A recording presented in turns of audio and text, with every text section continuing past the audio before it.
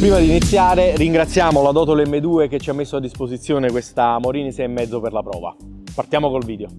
Allora, salve a tutti e benvenuti in un nuovo video di Notte Moto Magazine. Oggi siamo qui con questa splendida 6,5 in versione Scrambler e che abbiamo messo alla prova sia nella zona Flegrea sia nelle curve del nostro bellissimo Vesuvio.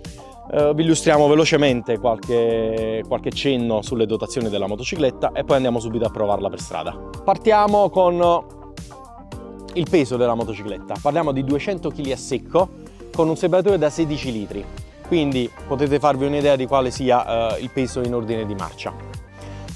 Impianto frenante affidato completamente a Brembo sia all'anteriore che al posteriore.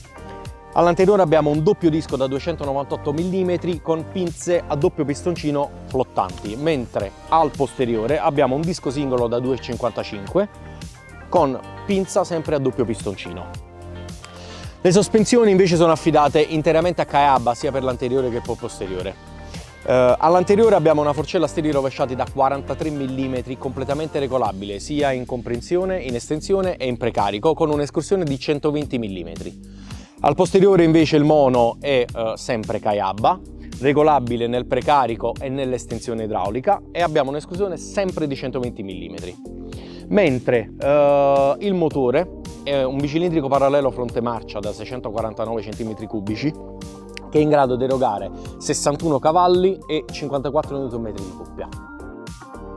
Facciamo ora un rapido focus su quello che è il display di questa Morini 6,5.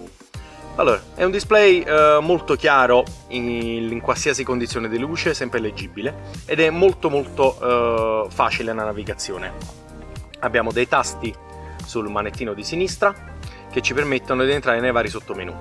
Allora, innanzitutto partiamo con la parte delle impostazioni dove c'è una schermata molto interessante, ovvero quella delle info, delle informazioni della motocicletta, dove praticamente ci viene mostrato tutto quello che è lo stato della motocicletta, ovvero i chilometri rimanenti per il tagliando, la temperatura dell'acqua, il voltaggio della batteria e soprattutto i sensori di pressione pneumatici anteriore e posteriore, cosa molto comoda da poter avere su una motocicletta.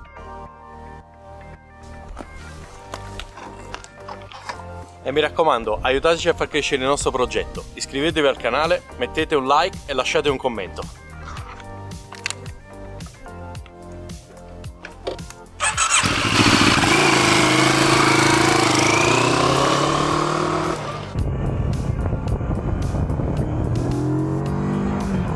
Iniziamo a parlare dell'ergonomia, della posizione di guida.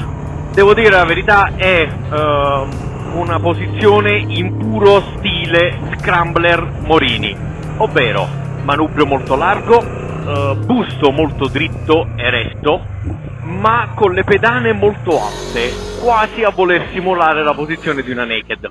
Quindi io che ho già provato anche uno Scrambler 1200 e poi la nuova Super Scrambler, posso dire che questa è una posizione veramente Scrambler ma in stile Morini, il che ti dà l'opportunità di avere una moto con un controllo davvero particolare, nel senso che è molto comoda, busto è dritto, le spalle sono rilassate, le braccia sono rilassate, ma avere le gambe leggermente più piegate rispetto a quella che può essere una posizione di un altro Scrambler, di un altro tipo di Scrambler, che ti permette di poter arrivare a osare un pochetto di più in piega, perché ti permette di spingere di più sulle pedane e ti permette di sentire più quello che sta succedendo sotto le ruote.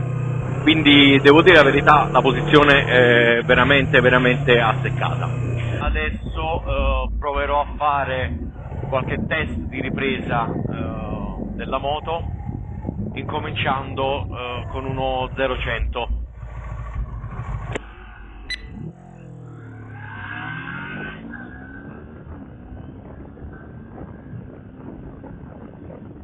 E siamo a 100 ora.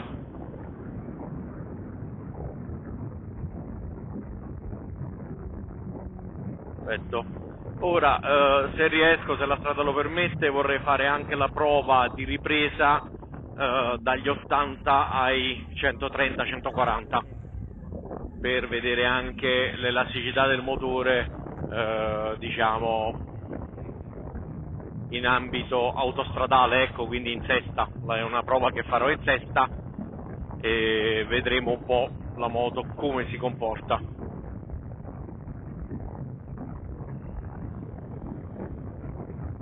Ci mettiamo ad 80, ok, spalanco tutto.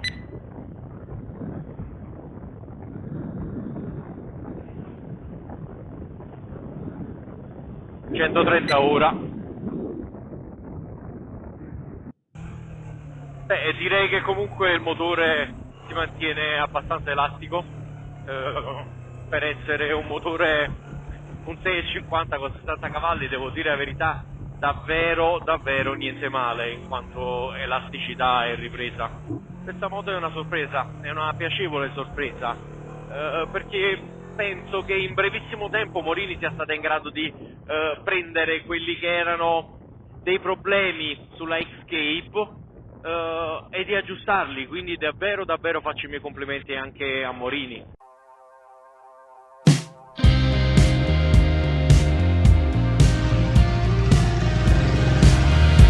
La moto resta davvero semplice, facile e piacevole da guidare, veramente risulta piacevolissima da guidare anche su strade così strette. La moto è agile, rimane divertente senza assolutamente mettere in difficoltà.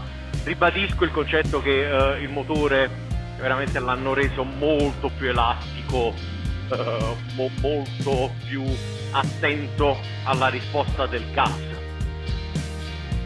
Anche in una strada così stretta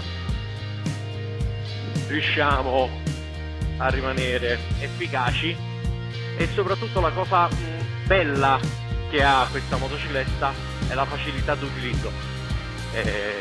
Riesce ad essere usabile da chiunque perché è molto semplice. La ciclistica è intuitiva, i comandi rispondono bene.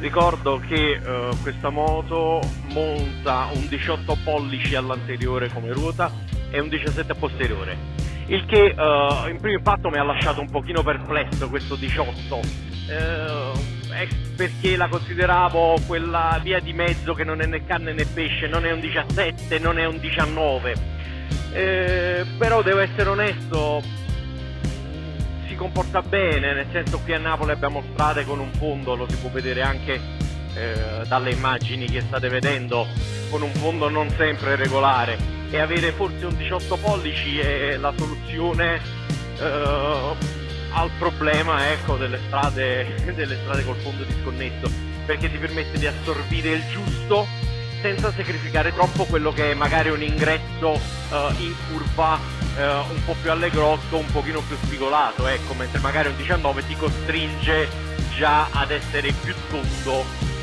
nella guida, mentre qua ti permette anche di osare, di azzardare un pochetto di più rispetto a quello che può essere un 19.